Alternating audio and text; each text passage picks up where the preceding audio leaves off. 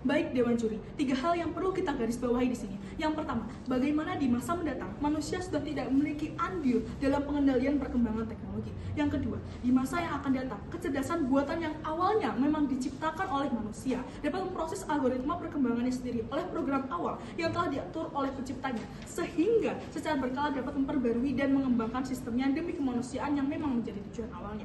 Yang ketiga, garis bawah terpenting dari musik ini adalah sebagai bukti bahwa memang kemanusiaan yang sejatinya ada di nurani setiap masyarakat telah terkikis atau bahkan hilang dari kodratnya. Ketika egoisme dan individualisme telah menggantikan peran kemanusiaan secara universal, yang pada akhirnya jika tidak ada alternatif dari nurani yang telah hilang ini, manusia akan kehilangan eksistensi dari peradabannya. Lalu, apa perluasan dari premis-premis ini Dewan Juri? 2 hal yang akan saya bahas di premis-premis ini. Yang kedua, yang pertama, kehidupan manusia yang terus-menerus termakan oleh generasi teknologi. Lapisan pertama, mengapa hal ini dapat terjadi? Poin A, manusia memang diciptakan untuk hidup secara keberlanjutan, bukan untuk menerap pada suatu pola kehidupan yang sama. Teknologi adalah salah satu contoh dari kehidupan berkelanjutan manusia yang memang pada awalnya tercipta untuk mendukung manusia dalam melaksanakan kegiatannya sehari-hari secara langsung maupun secara tidak langsung.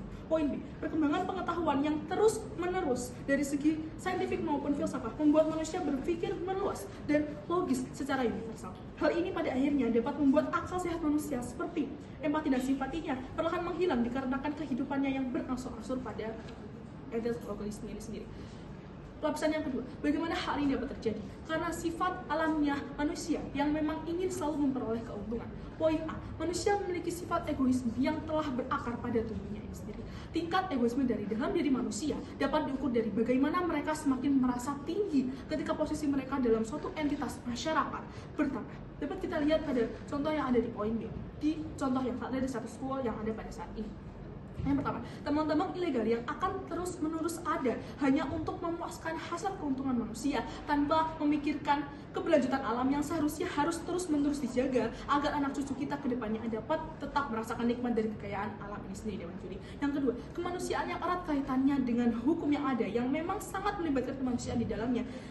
Hingga ada narasi bahwa hukum tumbul ke atas dan teruncing ke bawah, yang artinya hukum untuk orang-orang atas padahal kejahatan mereka dapat menghilangkan nyawa, merampas hak hidup orang banyak yang hanya mendapat hukuman tahunan. Berbeda jika kita bandingkan dengan masyarakat yang ada di ekonomi kelas bawah, Dewan Juri, yang kesalahan kecil saja dapat membuat mereka mendapatkan hukuman yang lebih berat daripada orang-orang yang ada di atas, yang membuat transparansi hukum semakin diragukan oleh halayak umum.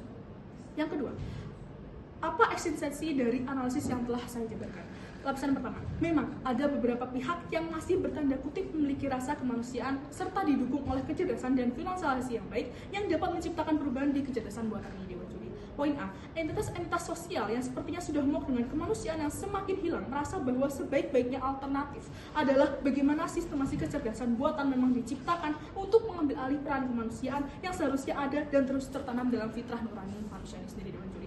Poin B, kemanusiaan yang seharusnya terus ada dalam kehidupan manusia. Adanya pernyataan bahwa singularitas teknologi akan tercapai di tahun 2045 menjawab bahwa ini adalah gerakan baru untuk orang-orang cerdas dan memiliki kemanusiaan tinggi agar manusia dapat tetap mengikuti perkembangan teknologi yang akan terus berlanjut tanpa menghilangkan rasa kemanusiaan ini sendiri. Lapisan yang kedua, bidang-bidang yang krusial di masyarakat yang membutuhkan singularitas teknologi ini. Poin A, selain dapat menggantikan peran kemanusiaan, kecerdasan buatan yang pada awalnya diciptakan untuk membantu kehidupan manusia, sehingga dari segi pendidikan, hal ini dapat menjadi batu loncatan dan inovasi dari sekarang untuk menciptakan sumber daya manusia dan ilmu pengetahuan dari manusia ini sendiri, Dewan Juri.